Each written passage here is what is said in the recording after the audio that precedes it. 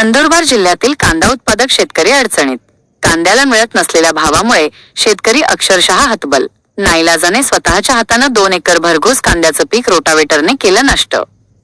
एकीकडे राज्यातील आमदार खासदारांच्या मानधनात भरघोस वाढ होत असताना दुसरीकडे शेतकरी आसमानी सुलतानी संकटाने पुरता मेटाकुटीला आला आहे. नंदुरबार तालुक्यातील आसाणे गावातील शेतकरी पंढरी पाटील. तेच शेतकरी ज्यांनी 2 एकर कांदा पिकासाठी तब्बल 40,000 रुपयांचा खर्च केला, पण बाजारात कांद्याला केवळ 3 ते 4 रुपयांचा कवडीमोल भाव मिळत असल्याने या दरात कांदा बाजारात विकायला नेला तर उलट शेतकऱ्यालाच आणखी पैसे टाकावे लागणार. आणि म्हणूनच अखेर पंढरी पाटील यांनी डोळ्यांत अश्रू दाबत 2 एकर कांदा पिकावर रोटावेटर फिरवण्याचा नाईलाजाचा निर्णय घेतलाय. कष्टानं रात्रंदिवस मेहनत करून उभं केलेलं पीक आणि याच पिकात शेळ्यांना खाण्यासाठी सोडावं लागणं हा कोणत्याही शेतकऱ्यासाठी सर्वात मोठा मानसिक आघात आहे. आणि म्हणूनच शेतकरी राजा आज संतप्त होऊन शासनकर्त्यांना जाब विचारतोय. पिकाला भाव नसेल तर आम्ही जगावं की मरावं? खरीप हंगाम पूर्णपणे हातातून गेला. आता तरी रब्बी हंगामावर शेतकऱ्यांची शेवटची आशा टिकून आहे. पंढरी पाटील आता गव्हाची पेरणी सुरू करणार आहेत, पण मागणी एकच. शासनाने तरी रब्बी पिकांना योग्य भाव द्यावा, शेतकऱ्याला आधार द्यावा आणि त्याच्या कष्टाचं चीज होईल अशी हमी द्यावी. कारण शेतकरी जगला तरच देश जगेल. आणि आज शेतकरीच जगण्याची लढाई लढतोय.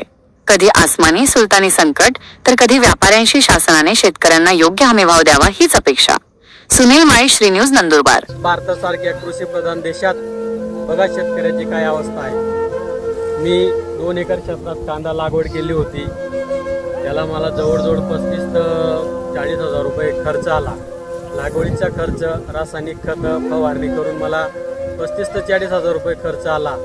आणि आज माझा माल तयार असून सुद्धा मला तो काढून मार्केटला घेऊन जाता येत नाही. कारण मार्केटमध्ये कांद्याला 3 ते 4 रुपये भाव आहे.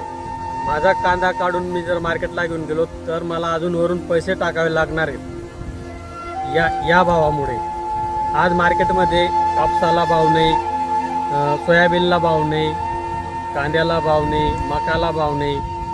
शेतकऱ्याने जीवन जगावं तर कसं जगावं याच्यावर शासनाने विचार करायला हवा. माझ्या माल तयार असून मला आज त्याच्यात मेंढ्या चाराव्या लागत आहेत.